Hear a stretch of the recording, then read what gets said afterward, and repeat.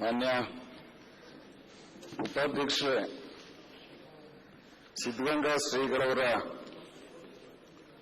ಅನುಯಾಯಿಗಳಾಗಿ ಅವರ ಜೊತೆ ಒಡಂಬಡಿಕೆ ಇಟ್ಕೊಂಡು ಬಾಳದಿದ್ದೇ ನಮ್ಮ ಪುಣ್ಯ ಅಂತೇಳಿ ನಾನು ಭಾವಿಸ್ತೀನಿ. 3 ಜನ ನನ್ನ ಜೊತೆ, ನಾನು ಅವ್ರ ಜೊತೆ ಒಡನಾಟ ಇಟ್ಟಿದ್ದವನು ಸಿದ್ಧಗಂಗಾ ಶ್ರೀಗಳು, ಜಾರ್ಜ್ ಅವರು ಮತ್ತೆ ಸಾಲೆ ಸಿದ್ದಪ್ಪನವರು. 3 ಜನ ಸಮಾಜವಾದದ ಸಿದ್ಧಾಂತದವರೇ. ಸಿದ್ಧಗಂಗಾ ಶ್ರೀಗಳ ಬಗ್ಗೆ ಎಲ್ಲರೂ ಮಾತಾಡಿದ್ದಾರೆ. ಅವ್ರಿಗೆ ಕೆಲ ಸಮಯ ಕಷ್ಟನೂ ಆಗಿತ್ತು. ನನ್ನ ಪುಣ್ಯ, ಆಗ ನಾನು ಶಾಸಕ ಆಗಿದ್ದೆ, ಅವ್ರ ಜೊತೆ ಒಡನಾಟ ಇಟ್ಕೊಂಡಿದ್ದೆ. ಅವ್ರು ನಡೆಸ್ತಿದ್ದ ಗರ್ಲ್ಸ್ ಕಾಲೇಜಲ್ಲಿಂದ ಖಾಲಿ ಮಾಡಿಸಲೇಬೇಕು ಅಂತ ಹೇಳಿ ತೀರ್ಮಾನ ಮಾಡಿದಾಗ ಪುಣ್ಯಾತ್ಮರು ಸನ್ಮಾನ್ಯ ಬಸವಲಿಂಗಪ್ಪನವರು RDPR ಮಿನಿಸ್ಟರ್ ಆಗಿದ್ರು. ಅವ್ರನ್ನಲ್ಲಿ ಕರ್ಕೊಂಡೋಗಿ ಕನ್ವಿನ್ಸ್ ಮಾಡಿ ಆ ಕಾಲೇಜ್ ಉಳಿಸಲಿಕ್ಕೆ ನಾನು ಸ್ವಲ್ಪ ಜವಾಬ್ದಾರಿ ತಗೊಂಡಿದ್ದೆ. ನಾನು ಅವ್ರ ಜೊತೆ ಒಡನಾಟ ಇತ್ತು ಅಂತ ಹೇಳಿದೆ. ಒಂದ್ಸಲ ಒಂದು ಮಗು ತಂದು ನಿಲ್ಲಿಸ್ಕೊಂಡಿದ್ರು ಉಪಾಧ್ಯಕ್ಷರೇ, ನೋಡಿ ಇವನ್ನ ಅಂದ್ರು. ಯಾಕೆ ಬದ್ದೆ ಅಂತ, ಬಡತನ ಎಷ್ಟಿದೆ ಅನ್ನೋ ಕಲ್ಪನೆ ನಿಮಗೆ ರಾಜಕಾರಣಿಗಳಿಗಿದೆಯಾ ಅಲ್ಲ, ಯಾಕೆ ಬದ್ದೆ ಅಂತ.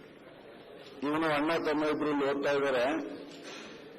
ಅವನು ಊಟ ಮಾಡ್ತಾವನೆ, ಸುಮ್ಮನೆ ನಿಂತವನೆ. ಸ್ವಾಮಿಗಳಿಗೊಂದು ಒಳ್ಳೆ ಅಭ್ಯಾಸ ಇತ್ತು, ಮಕ್ಕಳು ಊಟ ಮಾಡ್ಬೇಕಾದ್ರೆ ಅವ್ರು ಓಡಾಡೋರು. ನೀನು ಯಾಕೆ ಊಟ ಮಾಡಲ್ಲ ಅಂದ್ರೆ ಕಣ್ಣಲ್ಲಿ ನೀರು ಹಾಕದ ಅಂದ್ರು. ಮತ್ತೆ ನಾನು ಯಾಕೆ ಸ್ವಾಮೀಜಿ ಅಂದೆ. ಇವರಿಬ್ಬರಿಗಿಂತ ಒಂದೇ ಒಂದು ತಟ್ಟೆ ಇರೋದು, ಒಂದೇ ತಟ್ಟೆ. ಅವನಾದ್ಮೇಲೆ ಇವನು ಬಳಸಬೇಕು, ಇವನಾದ್ಮೇಲೆ ಅವನು ಬಳಸಬೇಕು. ಅಷ್ಟು ನಿರ್ಗತಿಕ ಸ್ಥಿತಿಲಿ ಮಕ್ಕಳಿದ್ದಾರೆ. ಏನ್ ಮಾಡ್ತಿದ್ದೀರಿ ಅಂದ್ರು. ನೀವೇನ್ ಮಾಡಕ್ಕಾಗತ್ತೆ ಬುದ್ಧಿ, ಮತ್ತೇನ್ ಮಾಡಿದ್ರಿ ಅಂದೆ. ನೋಡು, ಎಲ್ಲರಿಗೂ ತಟ್ಟೆ ತರ ವ್ಯವಸ್ಥೆ ಮಾಡ್ತಾ ಇದ್ದೀನಿ ನಾಳೆಯಿಂದ ಅಂದ್ರು. ಪರಮೇಶ್ವರ್ ಹೇಳಿದ್ದು ಸರಿ. ಮೆಡಿಕಲ್ ಕಾಲೇಜು ಮೊದಲು ಅವ್ರು ಅರ್ಜಿ ಹಾಕಿದ್ರು, ಇವ್ರ ಜೊತೆಲೆ ಅವರು ಹಾಕಿದ್ರು, ಅವ್ರಿಗೆ ರಿಜೆಕ್ಟ್ ಆಯ್ತು. ಆನಂತರ JH ಪಟೇಲ್ ಕಾಲದಲ್ಲಿ ಮತ್ತೊಂದ್ಸಲ ಅರ್ಜಿ ಹಾಕಿಸಿದ್ರು. ಅಫಿಲಿಯೇಷನ್ ಕಮಿಟಿ ಬಂತು, ನನ್ನ ಕರೆದ್ರು. ಬಾಯಲ್ಲಿ ಕ್ಲಿನಿಕಲ್ ಫೆಸಿಲಿಟಿ ಇಲ್ಲ ಅಂತಾರೆ, ಏನಾದ್ರು ಮಾತಾಡು ಅಂತ.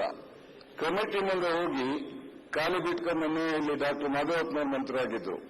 ಸ್ನೇಹಿತರಿದ್ದಾರೆ, ನಾನು ಹೇಳಿ ಜನರಲ್ ಹಾಸ್ಪಿಟಲ್ ಕ್ಲಿನಿಕಲ್ ಫೆಸಿಲಿಟಿ ಕೊಡಿಸ್ತೀನಿ ಬನ್ನಿ ಅಂತ. ಅಫಿಲಿಯೇಷನ್ ಕೊಟ್ಟ ಮೇಲೆ ಅಧ್ಯಕ್ಷರೇ ಕಾಲೇಜ್ ಮಾಡೋದಿಲ್ಲ ಅಂದ್ರು. ನಮ್ಮ ಒಡನಾಡಿಗಳು ಕೆಲವರು ಬಂದು, ನೋಡಿ ಯಾಕೋ ಸ್ವಾಮಿಗಳು ಕಾಲೇಜ್ ಬೇಡ ಅಂತವ್ರೆ. ನಾನು ಹೋಗಿ ಕೇಳಿದೆ, ಯಾಕೆ ಬುದ್ಧಿ ಬೇಡ ಅಂತೀರಂತೆ. ನಂಗೆ ಇವತ್ತು ಮಾತಾಡಕ್ ಮನಸ್ಸಿಲ್ಲ, ಹೋಗು ಅಂದ್ರು. ಇನ್ನೊಂದು ದಿವಸ ಹೋದೆ, ಕೂತ್ಕೊಂಡ್ರು. ಅಧ್ಯಕ್ಷರೇ, ಎಂದೋ ನಮ್ಮನ್ನು ಕೂತ್ಕೊಂತಿರ್ಲ, ನಾವು ಕೂತವ್ರು ಅಲ್ಲ. ಕೂತ್ಕೊಂಡೆ, ಯಾರಿಗೆ ಕೊಡ್ಬೋದು ನನ್ನ ಸೀಟು ಅಂದ್ರು. ಎಷ್ಟು ತಗೋಬೋದು ಒಂದು ಸೀಟ್ಗೆ? ಕನಿಷ್ಠ 30 ಲಕ್ಷ ಸ್ವಾಮೀಜಿ ಅಂದೆ. 30 ಲಕ್ಷ ಕೂಡ ಸಾಹುಕಾರನ ಸೇವೆ ಮಾಡುವಂತ ನನ್ನಿಂದ ನಿರೀಕ್ಷೆ ಮಾಡ್ತೀರಾ ಅಂದ್ರು. ಇದೇ ಪದ, 30 ಲಕ್ಷ ಕೂಡ ಒಬ್ಬ ಶ್ರೀಮಂತನ ಸೇವೆ ಮಾಡು ಅಂತ ಹೇಳಿ ಸಿದ್ದಗಂಗಾ ಸ್ವಾಮಿ ನಿರೀಕ್ಷೆ ಮಾಡ್ತೀರಾ ನೀವೆಲ್ಲ? ಒಂದು ಕೆಲಸ ಮಾಡಿ, ನನ್ಗಿಷ್ಟು ರಿಸೋರ್ಸ್ ಇದೆ, ಹೇಳಿ ಪ್ಲೀಸ್. ಜಗದೀಶ್ವರ್ ಸಾಹೇಬ್ರೆ, ಒಂದೇ ನಿಮಿಷ. ಒಂದು ಕೆಲಸ ಮಾಡಿ, ನೀವೆಲ್ಲ ಒಂದಾಗ್ಬಿಟ್ಟು ಒಂದು ಕಮಿಟಿ ಮಾಡ್ಕೊಂಡು ಮಧ್ಯದಲ್ಲಿ ಮಾಡಿ, ನನ್ ಮಾತ್ರ ಇನ್ವಾಲ್ವ್ ಮಾಡ್ಕೊಡ್ದು ಅಂದ್ರು. ಆಮೇಲೆ ಅವತ್ತು 4-5 ಸಾವಿರ ಜನ ಮಕ್ಕಳಿದ್ರು. ನೋಡು, 5,000 ಜನ ಊಟ ಮಾಡ್ತಾವ್ರೆ, ಇದು 10,000 ತಗೊಂಡು ಹೋಗ್ತೀನಿ, ನನಗೆ ಭಗವಂತ ಕೊಟ್ಟರೆ ಸಮಾಧಾನನ ದಯಮಾಡಿ ಅಡ್ಡಿ ಮಾಡಬೇಡಿ ಅಂದ್ರು. ಈಗ 2-3 ವರ್ಷದಿಂದ ಚಿಕ್ಕವರು ಮೆಡಿಕಲ್ ಕಾಲೇಜ್ ಮಾಡ್ತೀವಿ ಅಂತ ಬ್ಯಾಂಕ್ ಮೀಟಿಂಗ್ ಎಲ್ಲ ಮಾಡಿದ್ರು, ಮತ್ತೆ ಕರೆಸಿದ್ರು. ಇದು ಕೊನೆಯ ಮಾತು, ಮಾಡ್ಕೂಡ್ದು ಅಂದ್ರು. ನಾನು ಅವಾಗ ಬಹಳ ಅರ್ಥ ಇತ್ತು. ಮಕ್ಕಳನ್ನ ಕರೆದ್ರು, ಈ ಮಕ್ಕಳಿಗೆ ಊಟ ಹಾಕ್ಬೇಕಾ? ಸಾಹುಕಾರನ ನಡೆಸಲಿಕ್ಕೆ ಒಬ್ಬನಿಗೆ 30-35 ಲಕ್ಷಕ್ಕೆ ಮೆಡಿಕಲ್ ಸೀಟ್ ಕೊಡ್ಬೇಕಪ್ಪ ಅಂದ್ರು. ಆ ಮನೋಭಾವ ಬಹುಶಃ ಪಾದ ಪೂಜೆಗೆ ಹೋಗೋರು ಮಠದಲ್ಲಿ ಒಂದಷ್ಟು ಜನ ಇರ್ತಾರಲ್ಲ, ಪಾದ ಪೂಜೆಗೆ ಸ್ವಾಮಿಗಳು ಬಂದ್ರೆ ದಕ್ಷಿಣ ಅಷ್ಟಿಡಿ ಅಂದ್ರು. ಕಡಿಮೆ ಆಗ್ಬಿಡ್ತು. ನಾನು ಕೇಳಿ, ಯಾಕೆ ಪಾದ ಪೂಜೆ ಕಡಿಮೆ ಆಯ್ತಲ್ಲ ನಿಮ್ಗೆ? ಯಾಕೆ ಅಂದ್ರು. ಫಿಕ್ಸ್ ಮಾಡ್ತಾರಲ್ಲ ರೇಟು ಒಂದೇ. ಯಾವ ಒಂದು ಕರೆಯಲ್ಲಿ ಭಕ್ತರಿಗೆ ನನಗೆ ದುಡ್ಡು ಕೊಡು ಅಂತ ಹೇಳ್ತೀರಾ ಅಂತ. ಮೊದಲೇ ಅಧ್ಯಕ್ಷರೇ, ನಾವೆಲ್ಲರಿಗೂ ರೇಷನ್ ಕೊಡ್ತಿದ್ದು, ಕಾಯಿ ಕೊಡ್ತಿದ್ದು. ಏಕಾಏಕಿ ನಿಲ್ಲಿಸಿದ್ರು. ಯಾಕೆ ಸ್ವಾಮೀಜಿ ಏನೋ ನಿಲ್ಲಿಸ್ಬಿಟ್ರಿ, ತಗೊಂಡೋಗೋದಿಲ್ಲ ಅಂದ್ರು.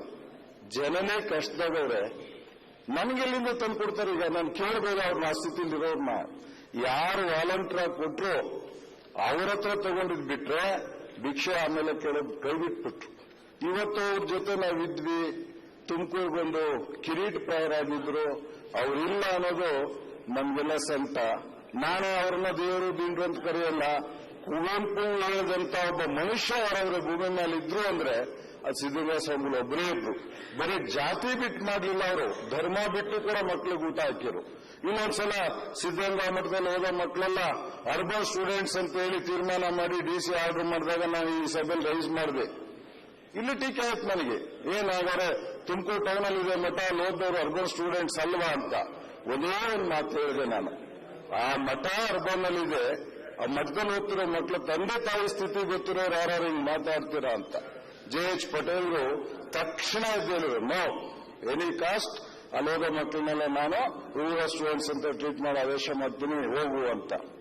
ಹೀಗೆ ಬದುಕಲ್ಲಿ ಕಷ್ಟ ಕಾಲಗಳಲ್ಲಿ ನಾವು ನೋಡಿದ್ವಿ, ಅವ್ರನ್ನ ನೋಡಿಲ್ಲ ಅಂತಲ್ಲ.